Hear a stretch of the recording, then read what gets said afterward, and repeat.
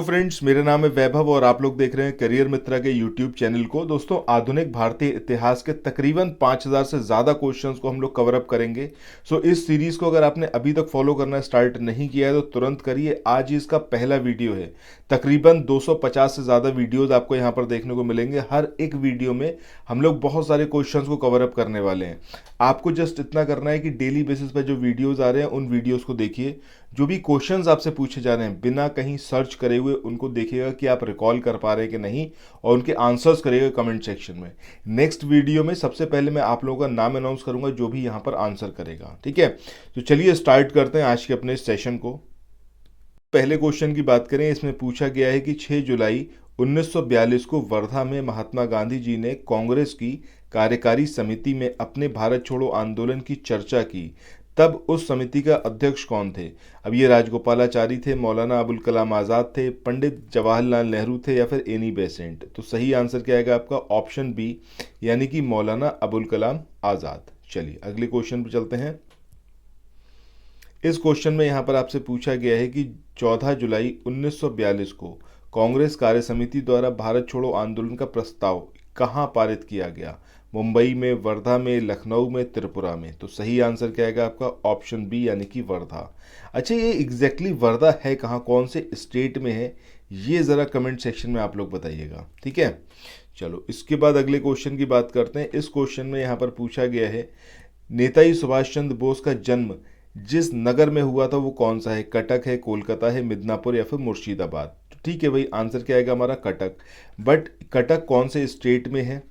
और अगर हम सुभाष चंद्र बोस के बर्थ की बात करें तो इनकी बर्थ कौन से डेट को हुई थी और कौन से ईयर में हुई थी? ठीक है, तो इनकी डीओबी जरा बताइएगा क्या थी, ये ज़रा कमेंट सेक्शन में आप लोग बताइएगा।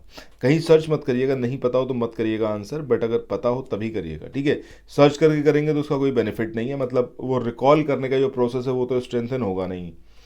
नेक्स्ट क्वेश्चन की बात करें, वर्ष 1939 में कांग्रेस को छोड़ने के बाद नेताजी सुभाष चंद्र बोस ने किस दल की स्थापना की? अब ये इंडियन फ्रीडम पार्टी थी, ये आज़ाद हिंद फौज थी, ये रिवॉल्यूशनरी फ्रंट था या फिर ये फॉरवर्ड ब्लॉक? तो सही आंसर ऑप्शन डी आएगा, यानी कि फॉरवर्ड ब्लॉक। इसके बाद आगे बढ़ते हैं। अच्छा, ये बताइएगा जब कांग्रेस को इन्होंने छोड़ा था उस टाइम पर डिस्प्यूट हुआ था, महात्मा गांधी भी नहीं चाहते थे कि ये आगे कैरी ऑन करे। सुभाष चंद्र बोस की जब हम बात कर रहे हैं तो इन्होंने कौन से 2 कांग्रेस सेशन की अध्यक्षता करी और उनका कहाँ कहाँ पर अधिवेशन हुआ था, ये 2 चीज़ें कमेंट सेक्शन में बताइएगा। ठीक है, और जब इन्होंने कांग्रेस छोड़ी तो इनके छोड़ने के बाद या फिर हम कहें तो जो उस समय जो इलेक्शन हुआ था, जो जिसको इन्होंने डिफीट किया था उनका नाम क्या था, और जो अध्यक्ष बने थे वो कौन थे, ये सारे क्वेश्चन बताइएगा। इसके बाद कैबिनेट मिशन की अध्यक्षता किसके द्वारा की गई? लॉर्ड एटली, स्टेफर्ड क्रिप्स, क्लीमेंट एटली या फिर सर पी लॉरेंस? तो सही आंसर क्या आएगा आपका? ऑप्शन डी, यानी कि सर पी लॉरेंस। अच्छा, कैबिनेट मिशन ईयर तो चलिए ठीक है 1946 से जब इंडिया आया था, बट क्या आप बता सकते हैं इसका दिन और महीना? ये ज़रा कमेंट सेक्शन में बताइएगा अगर बता सकते हैं तो। अगले क्वेश्चन की बात करें, इस क्वेश्चन में यहाँ पर आपसे पूछा गया है कि द्वितीय विश्व युद्ध के बाद 1946 में भारत कौन आया था? अब ये क्रिप्स मिशन था, ये कैबिनेट मिशन था, वेवल प्लान था या फिर ये साइमन कमीशन? तो सही आंसर ऑप्शन बी आएगा, यानी कि कैबिनेट मिशन।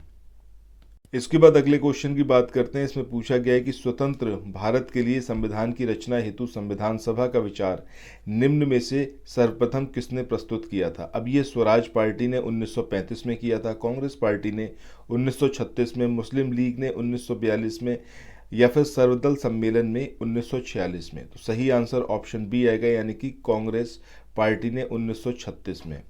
कई सारे लोग यहाँ पर सोच रहे होंगे कि स्वराज स्वराज पार्टी जो है वो इसका आंसर होना चाहिए, बट क्यों नहीं होना चाहिए, ये ज़रा कमेंट सेक्शन में बताइएगा। ठीक है, आंसर तो आपका ऑप्शन बी आएगा, यानी कि कांग्रेस पार्टी ने। इसके बाद अगले क्वेश्चन की बात करें। इस क्वेश्चन में यहाँ पर पूछा गया है कि संविधान सभा जिसने भारतीय संविधान का निर्माण किया का गठन जो था वो किया गया था इंडियन इंडिपेंडेंस एक्ट के अंतर्गत, गवर्नमेंट ऑफ इंडिया एक्ट 1935 के अंतर्गत, महारानी की घोषणा के अंतर्गत या फिर कैबिनेट मिशन प्लान के अंतर्गत? तो सही आंसर क्या आएगा आपका? ऑप्शन डी, यानी कि कैबिनेट मिशन प्लान के अंतर्गत जो है भारतीय संविधान के निर्माण की घोषणा की गई थी। इसके बाद अगले क्वेश्चन की बात करते हैं। इस क्वेश्चन में यहाँ पर आपसे पूछा गया है कि 1946 में गठित अंतरिम कैबिनेट की अध्यक्षता किसने की। अब ये राजेंद्र प्रसाद ने की, जवाहरलाल नेहरू ने, सरदार वल्लभ भाई पटेल या फिर राजगोपालाचारी। तो सही आंसर ऑप्शन बी यानी कि पंडित जवाहरलाल नेहरू। इन्होंने जो अंतरिम सरकार बनी थी 1946 में, उसकी अध्यक्षता की थी। इसके बाद अगले क्वेश्चन की बात करें। इस क्वेश्चन में आपसे पूछा गया है यहाँ पर कि पंडित जवाहरलाल नेहरू के नेतृत्व में अंतरिम सरकार का गठन कब हुआ था। जुलाई 1946, अगस्त 1946, सितंबर 1946 या फिर अक्टूबर 1946। तो सही आंसर ऑप्शन सी यानी कि सितंबर 1946 में। इसके बाद नेक्स्ट क्वेश्चन की बात करें। इस क्वेश्चन में पूछा गया है जब भारत को स्वतंत्रता प्राप्त हुई उस टाइम पर यूके में किस पार्टी की सत्ता थी या फिर कौन सी पार्टी जो थी वो रूलिंग गवर्नमेंट थी। अब ये कंजर्वेटिव पार्टी थी, लेबर पार्टी थी, लिबरल पार्टी थी या फिर सोशलिस्ट पार्टी। तो सही आंसर ऑप्शन बी आएगा यानी कि जो लेबर पार्टी थी वो उस टाइम पर वहाँ पर सत्ता में थी। इसके बाद अगले क्वेश्चन की बात करें। इस क्वेश्चन में यहाँ पर आपसे पूछा गया है कि भारत के स्वतंत्र होते समय इंग्लैंड का प्रधानमंत्री कौन था। ये विंस्टन चर्चिल थे, ये क्लीमेंट एटली थे, ये हेरोल्ड मैकमिलन थे या फिर इनमें से कोई नहीं। तो सही आंसर ऑप्शन बी यानी कि क्लीमेंट एटली। इसके बाद अगले क्वेश्चन की बात करते हैं। इसमें पूछा गया है कि रेगुलेटिंग एक्ट ये पारित किया गया था 1773 में, 1774 में, 1785 में या फिर 1793 में। तो सही आंसर क्या आएगा आपका 1773 का रेगुलेटिंग एक्ट। काफ़ी सुना होगा आपने इसके बारे में। अच्छा, अगले क्वेश्चन की बात करते हैं। इस क्वेश्चन में यहाँ पर पूछा गया है कि निम्नलिखित अधिनियम में से प्रथम बार किसने गवर्नर जनरल ऑफ बंगाल के पद हेतु प्रावधान किया गया था। अब ये रेगुलेटिंग एक्ट 1773 था।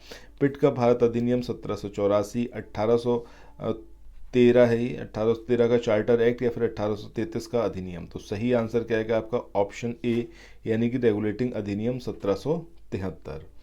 इसके बाद अगले क्वेश्चन की बात करें। यहाँ पर आपको ये 3 स्टेटमेंट दे रखे हैं और नीचे ये कूट दिया हुआ है। आपको बताना है कि कौन सा यहाँ पर सही होगा। चलिए, सबसे पहले बात करते हैं कि वॉरेन हेस्टिंग्स प्रथम गवर्नर जनरल थे जिन्होंने भारत में ब्रिटिश ढांचे पर आधारित एक नियमित पुलिस बल को स्थापित किया था। तो ये तो हो जाएगा इनकरेक्ट। क्यों?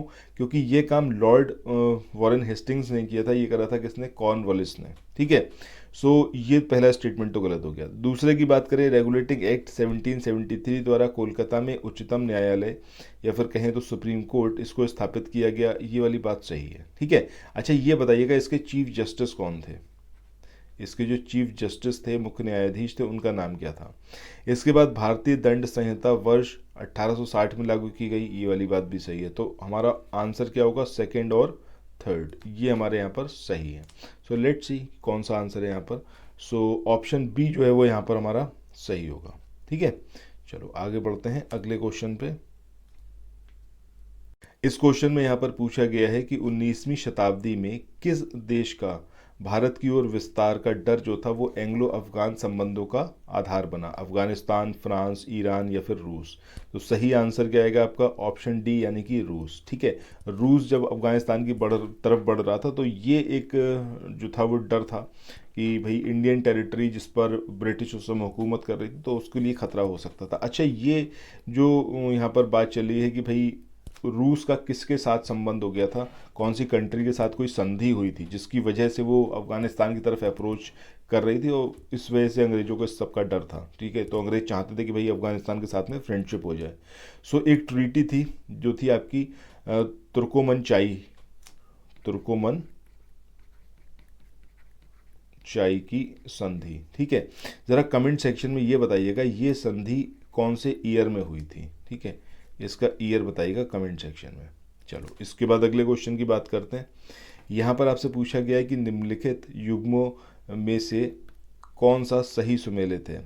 Abul Kalam Azad, Hind Swaraj, Annie Besant, New India, Bal Gangadhar Tilak, Commonwealth और Mahatma Gandhi, India wins freedom. तो यहाँ पर ऑप्शन बी सही है ओनली। ठीक है, ये जो है आपका एनी बेसेंट, न्यू इंडिया, ये सही है। अच्छा, बाकी ये बताइएगा अबुल कलाम आज़ाद का किससे रिलेशन है इसमें, बाल गंगाधर तिलक का किससे और महात्मा गांधी का किससे है। ठीक है, या फिर इनके द्वारा कौन कौन से पत्र या फिर कौन कौन सी मैगजीन जो है वो स्टार्ट करी गई, कमेंट सेक्शन बताइएगा। इसके बाद अगले क्वेश्चन की बात करें। इस क्वेश्चन में पूछा गया है बापू माई मदर शीर्षक संस्मरण जो है वो किसने लिखा था? अब ये B.R. नंदा ने, राजकुमारी अमृत कौर ने, महादेव देसाई या फिर मनु बहन? तो सही आंसर ऑप्शन डी यानी कि मनु बहन आएगा यहाँ पर। इसके बाद 19वें क्वेश्चन की बात करते हैं। इस क्वेश्चन में आपको ये युग्म दिए हुए हैं और आपको इस पर विचार करके ये बताना है कौन सा सही है। तो सबसे पहले यहाँ पर हम बात करें गतका, जो कि एक पारंपरिक सामरिक कौशल या फिर मार्शल आर्ट है।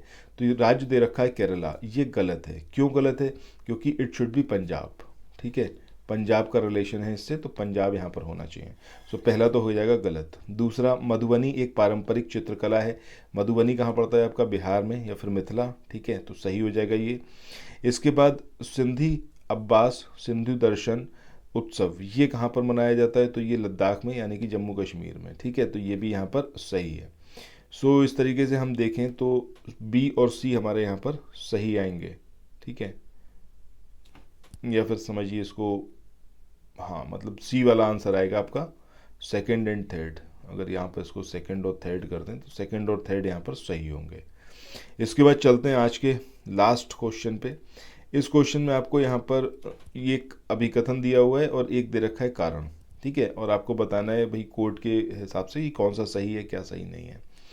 तो अभिकथन क्या है कि शिक्षा एवं संस्कृति के लिए सांस्कृतिक संसाधन एवं प्रशिक्षण केंद्र CCRT की स्थापना वर्ष 1989 में की गई थी। सही बात है।